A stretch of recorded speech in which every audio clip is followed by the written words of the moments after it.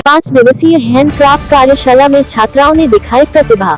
बहादुरगढ़ से पत्रकार प्रवीण चोपड़ा की रिपोर्ट। बहादुरगढ़ में 11 फरवरी शुक्रवार को राजकीय महिला महाविद्यालय में प्लेसमेंट सेल के तत्वाधान में 5 दिवसीय हैंडक्राफ्ट कार्यशाला का आयोजन किया गया।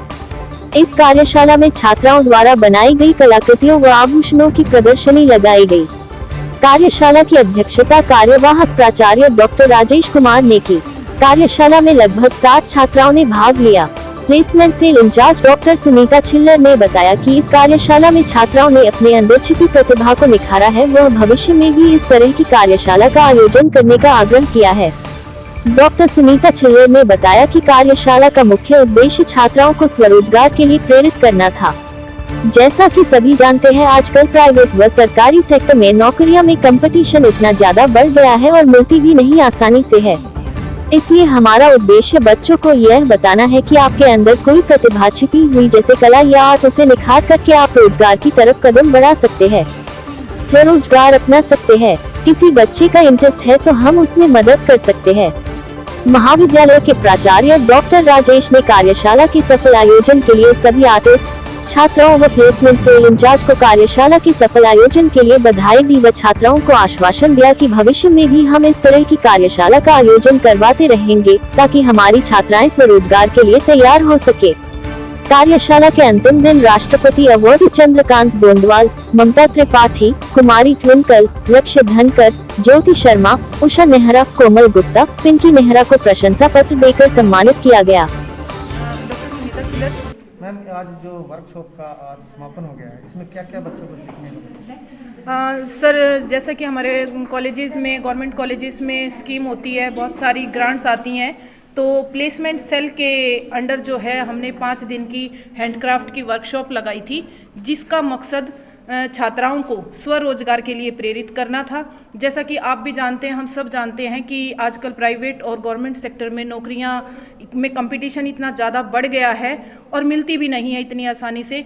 तो हमारा उद्देश्य बच्चों को ये बताना है कि आपके अंदर जो प्रतिभा छिपी हुई है, कोई कला, कोई आर्ट, किसी भी तरीके की, तो उसको आप निखार कर, उसको पॉलिश करके आप रोज़गार की तरफ कदम बढ़ा सकते हैं, स्वरोज़गार आप अपना सकते हैं किसी भी तरीके का। और इसमें अगर किसी बच्चे का इंटरेस्ट है तो हम उस बच्चे की आगे भी मदद कर सकते हैं।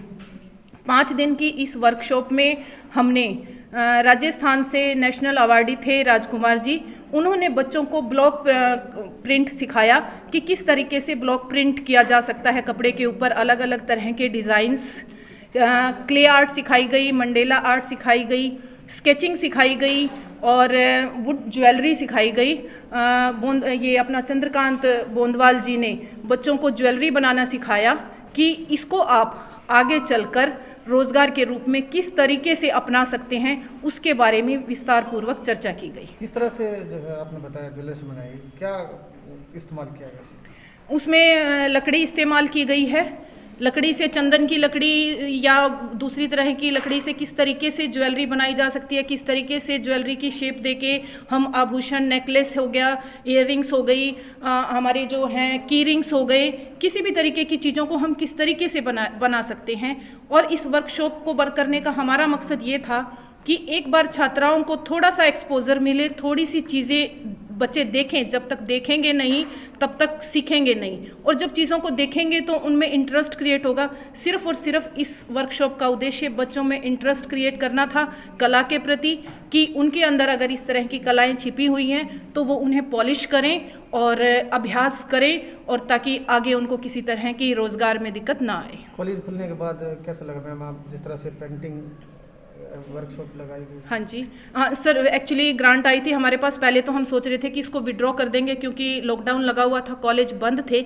लेकिन 1 फरवरी से कॉलेज खुले तो मुझे लगा कि जब हमारे पास ग्रांट आई हुई है तो क्यों ना बच्चों के लिए कुछ अच्छा काम किया जाए, और हमने तुरंत 7 तारीख से 5 दिन की ये वर्कशॉप शुरू की। बताएं, वर्कशॉप लगाई गई 5 दिन की, तो बच्चों को क्या सीखने को मिला? जिसमें हैंडीक्राफ्ट वर्कशॉप की थी, जिसमें हमने डिफरेंट क्राफ्ट्स लिया। राजकुमार पांडे जी थे ब्लॉक प्रिंट से, राजस्थान से, मैं खुद था यहाँ पे चंद्रकांत बोंदवाल जो वुड कार्विंग ज्वेलरी से, मधुबनी पेंटिंग से सिखाने के लिए ज्योति शर्मा थी, कोमल गुप्ता पेंसिल वर्क के लिए थी और ट्विंकल शर्मा मंडाला आर्ट से। तो इसमें अलग अलग क्राफ्ट थी, Mamta ji Tripathi clay work, Usha Nehra keep work ceramic powder से बनता है जो स्टोन डस्ट पाउडर से होता है। तो इस तरह की अलग अलग क्राफ्ट थी जो बच्चों को सिखाई गई यहाँ पे 5 दिन में। तो इसकी अलग अलग क्लास थी, जिस बच्चे का जिस उसमें रुचि हो उसने उसमें भाग लिया और बच्चों ने बहुत खूब दिल लगा के काम किया। तो 5 दिन में जो हम लोगों ने प्रोडक्ट किए उसकी आज हमारी एग्जीबिशन भी है लगी है, तो बच्चों ने भी इंजॉय किया और